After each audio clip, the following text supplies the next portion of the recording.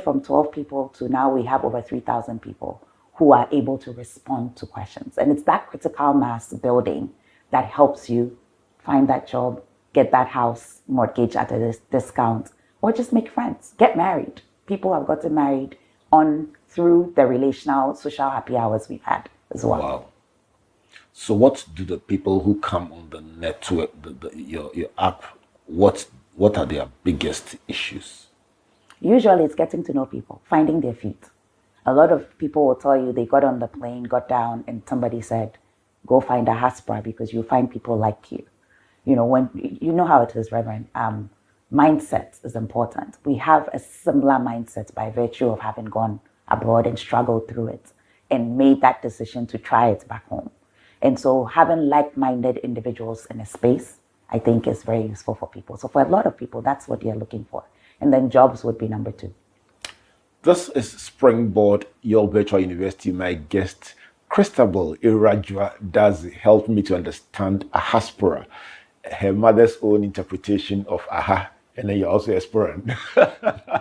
Telling me how she's helping people to brain gain into our system and find their way back. It's something I've done for years, and in different spaces of time, it's been easier or more difficult depending on what is happening here economically. But she has a model that says, listen, it's not even just about totally relocating. Just have a program that says, don't lose touch with home, because when you do, you've lost it forever. When I come back from this break, I'm going to find out from her what she will say to those who say, Charlie, why should they even consider, if they finally get on the plane and Japan and get there, why should they even bother to come back? And then also find out from her about deliberate export of talent, as happens in some of the Asian countries, and then marrying that with our nurses who seem to have found a new Jerusalem. When I come back, let's talk about that. Please don't go away. Pascal is showing his boss the efficient new technology they've installed. She is pleased, but now she's asking, why is that still there? Pascal explains that he hired a security guard to protect the data shed. The boss is not so pleased anymore. If you haven't upgraded to cloud storage yet, it's time to get business done better with MTN Business. Whether it's 1924, 2024, or 2124, we've always known that you are driven by your sense of safety and well-being. It is what drives us to see you through from start to finish, from small to big. And in the last 100 years, as you have evolved, so have we also expanded to serve you in many ways. From cradle to grave, with expertise in insurance, life, pensions, properties, health, and for those beautiful, memorable goodbyes. It's 2024, and in all our markets, our pedigree is recognized, our strength respected, our expertise valued, and our solutions sought by all who desire an advantage in life. Experience the time-tested and truly trusted 100 years legacy of Ghana's oldest insurer. Take charge of your future now. Insurance, life, pensions, property management, funeral services, health insurance. Enterprise, your advantage. Welcome back to Springboard, a virtual university, and to this amazing conversation with Christabel Dadzie, founder of Ahaspora, helping us to appreciate the journey, the learnings, the project of trying to refocus the minds of people, professionals working across the world on their own home and contributing, coming back to their home and finding their place or reintegrating back into this nation. This is brought to you by the Springboard Roadshow Foundation and proudly sponsored by MTN Ghana and Enterprise Group, with media support from the Multimedia Group and the Graphic Communications Group. So, Christabel, several years ago, my good friend Kiesem wrote a play called The Saga of the Returnee. It sold out over and over and over again. And it was a really good production. And he talked about the conflicts in the mind of the returnee trying to integrate, and if I may borrow your words, the good, the bad, and the ugly of finding yourself back home. But that also connects with one of my favorite literary works, The Dilemma of the Ghost by Ama Atedu, and the fact that if it was the returnee struggled to connect with the local. These struggles, are they real, and is it the fault of one or the other? Let's speak to that. The struggles are real. I think the difference is time also makes it a different type of struggle, but it's a struggle. And the struggle is that you've lost your roots. That's the truth. Whether you decided to leave or you left because of economic issues or even you were kicked out, it's a base that has been removed. And on the kicked out part is like the African Americans. So when you come back, you've lost time. And making up time, as you know, is very difficult. So from the satire to the book, it's real life, it's experiences. KSM will tell you it's its own experiences. A lot of us come back home and we think that we can pick it. It's like a cookie cutter kind of situation where we can pick what we learned in the West and then just apply it. And then you come and have some realities and you're just stuck, you're blocked, you know? And you also come back and find out that people are doing very well. So sometimes you question yourself as well. So it's a lot of mind games that will play with you regardless of how you return. So I find those two very different, but very, very fascinating, but a reality that we face. Now, for example, my father left the shores at 18 to go to medical school and would come visit, but didn't really come back till retirement.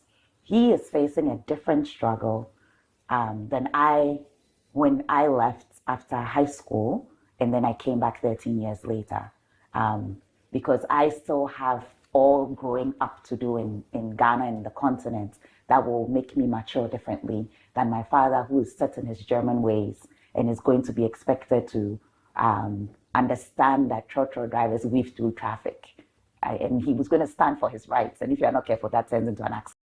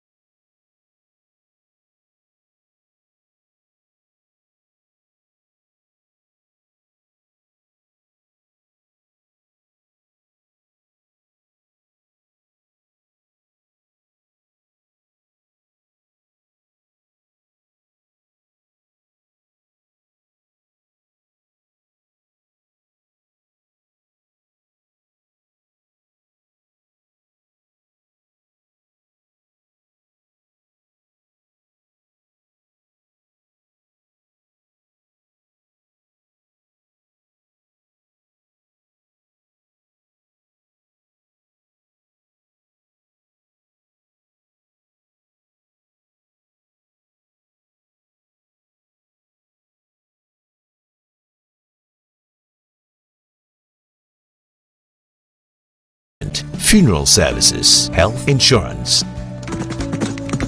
enterprise for your advantage. Welcome back to Springboard, your virtual university, and to this amazing conversation with Christabel Dadzie, founder of Ahaspora, helping us to appreciate the journey, the learnings, the project of trying to refocus the minds of people, professionals working across the world on their own home and contributing, coming back to their home and finding their place or reintegrating back into this nation. This is brought to you by the Springboard Ratio Foundation and proudly sponsored by MTN Ghana and Enterprise Group, with media support from the Multimedia Group and the Graphic Communications Group. So, Christabel, several years ago, my good friend Kirsten wrote a play called The Saga of the Returnee. It sold out over and over and over again. And it was a really good production. And he talked about the conflicts in the mind of the returnee, trying to integrate, and if I may borrow your words, the good, the bad, and the ugly of finding yourself back home. But that also connects with one of my favorite literary works, The Dilemma of the Ghost by Ama Ateidu, and the fact that if it was the returnee struggled to connect with the local. These struggles, are they real, and is it the fault of one or the other? Let's speak to that. The struggles are real. I think the difference is time also makes it a different type of struggle, but it's a struggle. And the struggle is that you've lost your roots. That's the truth. Whether you decided to leave or you left because of economic issues or even you were kicked out, it's a base that has been removed. And on the kicked out part is like the African Americans. So when you come back, you've lost time. And making up time, as you know, is very difficult. So from the satire to the book, it's real life, it's experiences. KSM will tell you it's its own experiences. A lot of us come back home and we think that we can pick it. It's like a cookie cutter kind of situation where we can pick what we learned in the West and then just apply it. And then you come and have some realities and you're just stuck, you're blocked, you know? And you also come back and find out that people are doing very well. So sometimes you question yourself as well. So it's a lot of mind games that will play with you regardless of how you return. So I find those two very different, but very, very fascinating, but a reality that we face. Now, for example, my father left the shores at 18 to go to medical school and would come visit, but didn't really come back till retirement. He is facing a different struggle than when I left after high school, and then I came back 13 years later, because I still have all growing up to do in Ghana and the continent that will make me mature differently than my father, who is set in his German ways and is going to be expected to understand that trotro drivers weave through traffic. And he was going to stand for his rights. And if you're not careful, that turns into an accident. What do you do? So there's a bit of unlearning to do, relearning. Absolutely. And all the internal conflicts that come with it. Yes.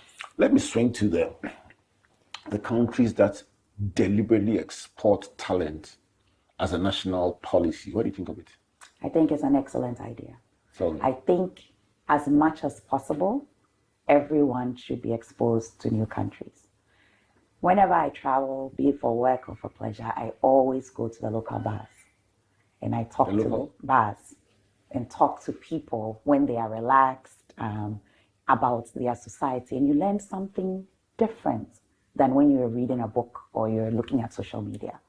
You learn about intricacies of how they're proud of where they're from, or how conflict has shaped them, or how human rights abuses have made them a different breed. You know, I talk to the taxi drivers who will tell me the true story. Yes. And the barbers. And exactly, you know, and I appreciate the culture. I think it enriches who I am as a person when I understand how a Filipino thinks differently than a Ghanaian, or the commonalities we have, because you'll find that there are many as well. So if I had my own way, everybody would travel. I joke, but I actually hope it happens that one day I'll be rich and I'll put a plane ready, open for young people who want to go. And I'll send them to Wisconsin, USA in February, intentionally. Why? Because it's snowing, it's cold, it's freezing. You're going to freeze out of your mind. You're going to experience, because I feel like, look, Reverend, we have the boggers come back after 25 years with gold chains and Range Rovers. But they know that for 25 years they were working 15, 16-hour shifts. A lot of them were living in one bedrooms with 8 people sharing beds. That's not the life we live here. Are you suggesting that things are tougher out there than people make it out to be? They are, and they are even if you went the way I went, which was have a scholarship and go to school. It's tough, eh? I worked in the kitchen. I have never worked in a kitchen in Ghana. Let's be real about it. But I say this, and I also say to my mentees that if I was in graduate school babysitting to make money so that I could live in New York City, why don't you want to try those sorts of jobs here? And all we want to do is sit in an office and cross our legs. So the two, It's real. It's real, and the two shape you in a way. And we need to tell the true stories. But interestingly enough, when you tell the not so good stories, they say it's because you've been and you don't want us to go. And that's not true. Can you tell me one or two? For the road. No, so I've been fortunate. I went to school and then I found jobs. But I also know people. I went to Columbia University for graduate school. And I know Africans who sat at home for 2 years and couldn't find jobs by nature of their color. They put in their resumes and they are probably some of the best. Educated there? They educated there. They show up for interviews. They went to Ivy League institutions and they can't find jobs. Some would argue that here too they can't find jobs. True. However, I also think there's a lot of entrepreneurial opportunities that we could pick up on. Or like I said, I'm cleaning tables in the US. Why can't I go and start a cleaning service in Ghana where I support people like my mother who's 75 years old. And because of the way things have changed in this world, she wants to still live in the house on her own, but she needs help. Somebody once said to me that when you sell your family land or raise all that money and travel and get there and realize it's not like you think, you just can't come back. No, you cannot. You say you are there, but you can't come back because how do you explain that, Uncle Yi? This is it. And this is why we don't get the true stories, because for some, it's great. What I like about home is I can do new things. I can be special. When I returned home, a young girl needed 160 Ghana cedis to be able to go to school. Her family was choosing her brother over her because that's all they could afford. 160 Ghana cedis. At the time, it was something like $16 or $20. I gave that young girl 160 Ghana cedis a term, and it was nothing to me. And today she's in the university. You feel good about it. I feel so fulfilled. Nice. I couldn't have done that in the US. Right. One, it will cost more. I couldn't have excelled. I couldn't have built an Ahaspora in the US. And I feel like this is what we need to understand, that because it's a developing country, there's opportunity for you to set yourself apart. In the same industries, they say there's nothing new under the sun, and I believe that, right? But you can join in partnerships with people and thrive. And if you get the chance to go and be exposed and sometimes go through some of these struggles, but you eat your humble pie and come back home, you come back and you'll probably be one of the top Ghanaians. Let's settle on the fact that there also are people who are doing incredible things out there and doing very, very well. That's the balance of the story that we need to bring. Absolutely. I was doing well. I had a good job. I had a car. I had an apartment. If I pay my electricity bill, the lights stay on. So I was comfortable. And I could have kept going and I would thrive because there are stepping stones out there that help you. There's structure that allows you to follow a path and thrive. So I'm not trying to say that staying abroad is a bad thing. No, not at all. The story needs to be balanced. The same way that we also need to balance the story of the people who go and struggle and don't come back and tell it. What I'm saying is that, and I'm actually also not saying everybody should come back home. The reality is that there's a space for everybody to thrive, and you need to start from yourself. If you are going to come back home, you need to come because it's something you want to do. I came back home because my grandfather taught us that it's important for us at any point to give back. And when I made that journey, it was a personal one. It wasn't by pressure. It wasn't because it was the next thing to do. And what that did for me is that when I went through my struggles of the return, I still went back to my purpose. I still went back to my community I built. The community that now has become bigger than me, that is seeing investments, that is contributing to the diaspora policy, that is looking Africa-wide. And now I can't just say, okay, Christabel, I'm tired, I won't do this anymore. Because there was an intention, way bigger. Let's go back to where it all began. You mentioned Abri Girls. When you were in Abri Girls, did you think that you will be doing this? No, not for a second. What was the plan? The plan was to finish my economics, geography, elective math degree and go to University of Ghana and maybe become a lawyer like my mother. And then what happened? And then I finished the Abri Girls and there was a strike in Ghana. So there was a 1-year gap and I started applying to schools. And my two sisters went to the UK. And my brother was the first to go to the US and insisted that it was the US. The US provided a tertiary education. That was what would propel the world. So that's where I should do. So I started going to, at the time, USAID to look into the books. And once I found the school, the college I went to in Ohio, and I left, in the college, like I mentioned, it was in the middle of nowhere. On my way from the airport to the school, I was very concerned. Cows smelling, grass, barns, and I'm like, hey, is this a British? What is this that I've done to myself? And it was funny because when they talk about culture shock, they're thinking you're from the continent and not developed, and now you're coming to America and they need to help you through culture shock. And I said, I don't know if you call it reverse culture shock, but my shock is not a positive one. I am in the middle of nowhere and I don't understand. I'm a city girl, you know? But what that did for me is that I went to a liberal arts, very small liberal arts college. There wasn't anything to do in the town. So I stayed on campus and I built leadership. And I was part of the first inaugural ambassadors program at Worcester. That was a foundation that gave a grant for 5 people for a year to study their countries and be ambassadors. And this is the building that I got of why I'm Ghanaian, why I love to wear fabric, why I like to tell our story, how we are who we are as a result of being the first African country to gain independence. So it wasn't the plan at all, but it got built over time. And even the coming back, at some points, I may not have come. And that's okay too.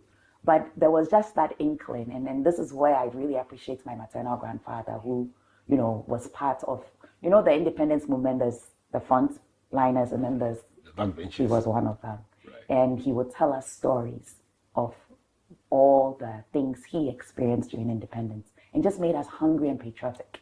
So coming home was always at the back of my mind and something to do. And then I got here and, you know, as God would do it, selfishly, I needed a support system. Didn't find it and created it. Let's talk about the power of deliberateness. What do you think? How important, especially as we start a new year? Well, the year is already, a tenth of it almost already gone, but how important is deliberateness? I think in our conversation, we talked about how people are exported abroad. You can allow people to go, get on the boats, and they'll figure it out, or you can be intentional about it. We talked about the year of return. You can allow people to just enter Ghana when they feel like it, or you can be intentional and say, this is a destination that you should consider. I think in leadership, deliberateness is important. My story, same thing.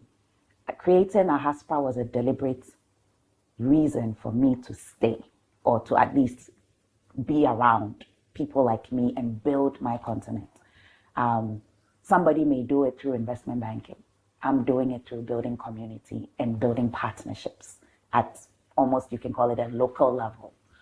But you have people who tell you stories about how they came and they literally were leaving and somebody said, go to an Ahaspora social networking event. They met people, had conversations, and today they are partnering in businesses here in Ghana. The rest is history. And the rest Let's talk about nurses. Yes. Nurses. I know several professionals are on the bandwagon, but the case of the nurses is quite an interesting one. You speak to some of them and they say, listen, we graduated and we don't have jobs. And the figures that they call that are available if we found ourselves in certain countries are just too mouth-watering. And it's not even like we have an option. How can deliberateness be brought? If you were the decision maker, what kind of thoughts would run through your head about how to handle the nurses side of things?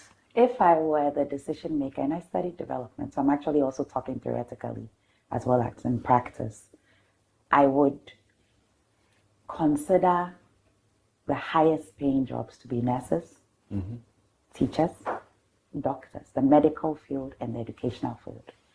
I am convinced that if we figure out our education, we will go places. But you can't figure out education and have unhealthy people.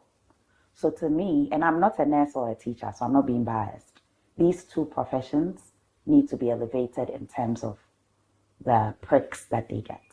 And this is the model abroad. So the nurses that are leaving to go abroad are going to get paychecks that they've never seen before in their lives. They're going to work hard, no doubt about it, but they work hard here as well. So there's a system that we need to look at that propels how we can have more of them stay and be comfortable.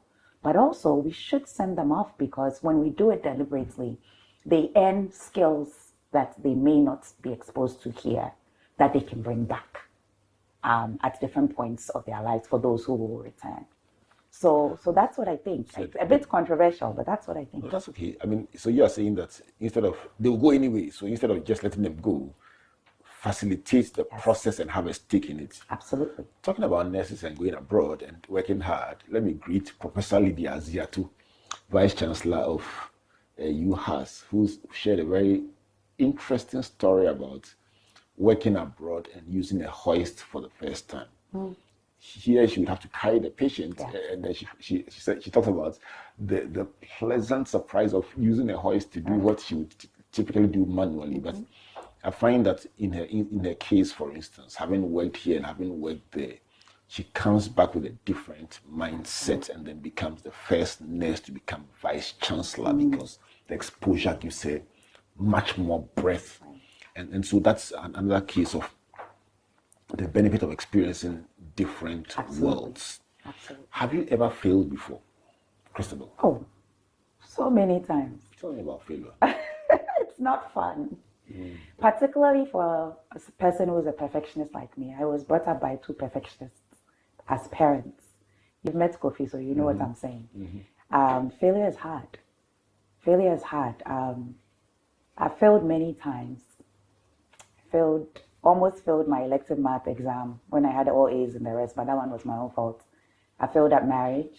And that was tough. That was tough because I make good decisions as far as I'm concerned, and this one was a difficult one. I had to really be intentional about how I rise from it.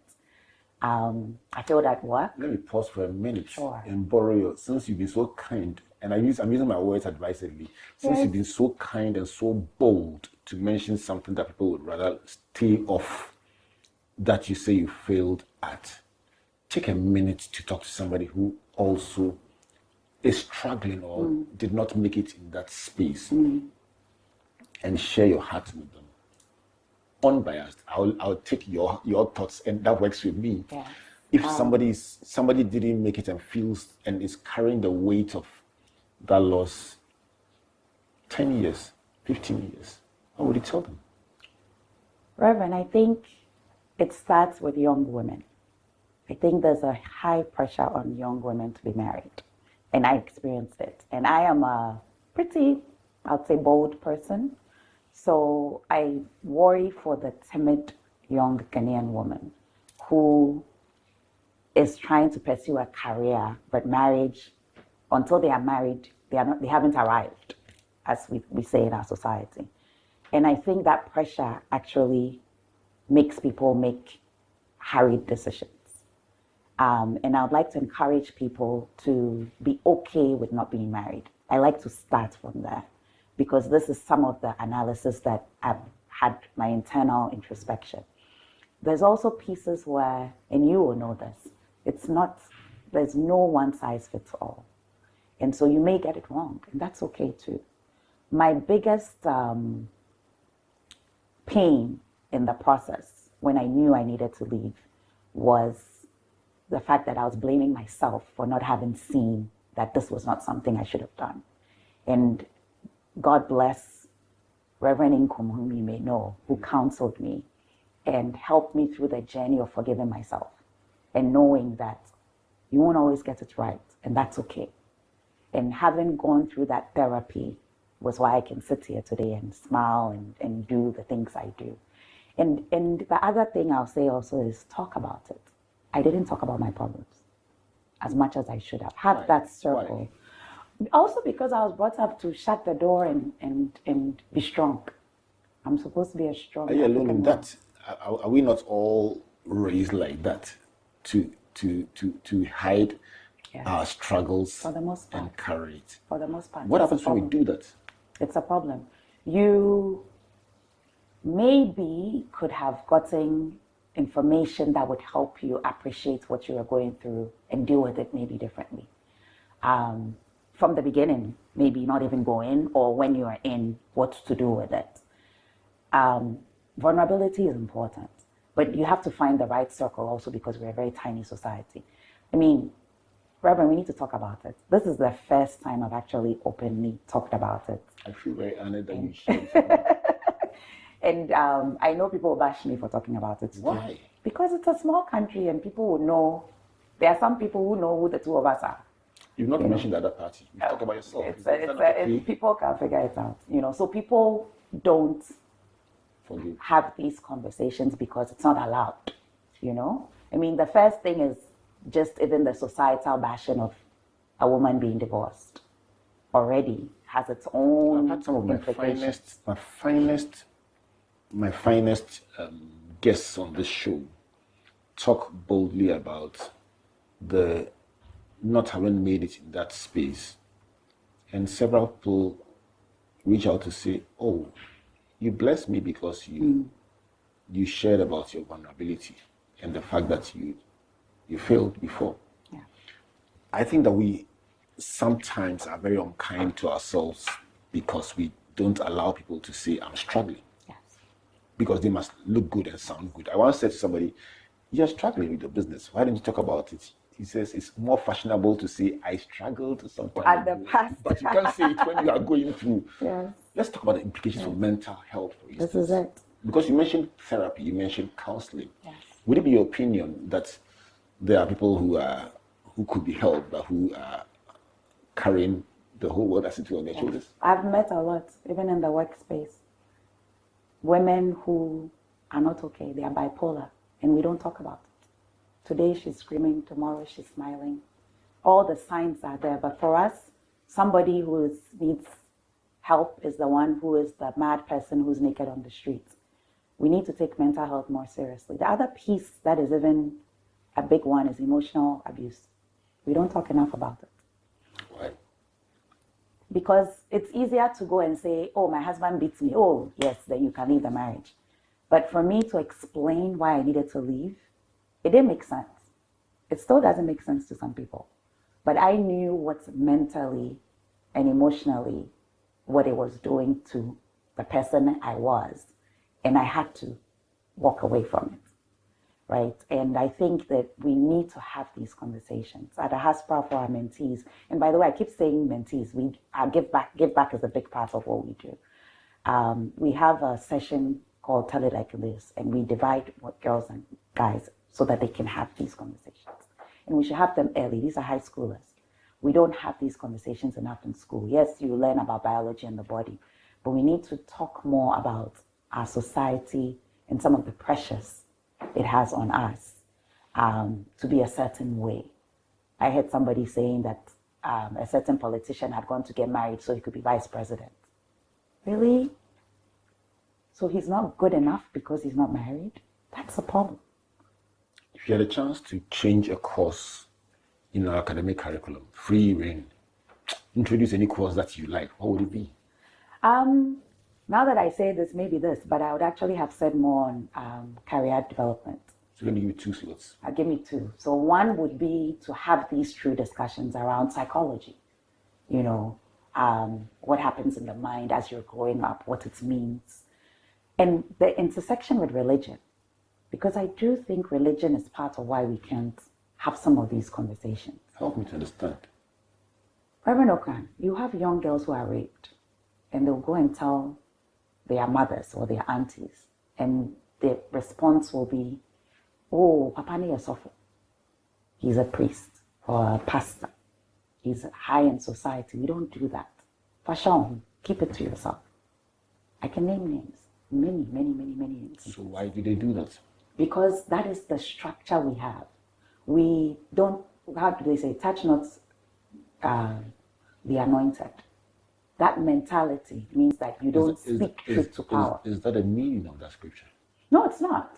But that it's a translation of how we use it a lot, in a lot of examples, and it's a problem.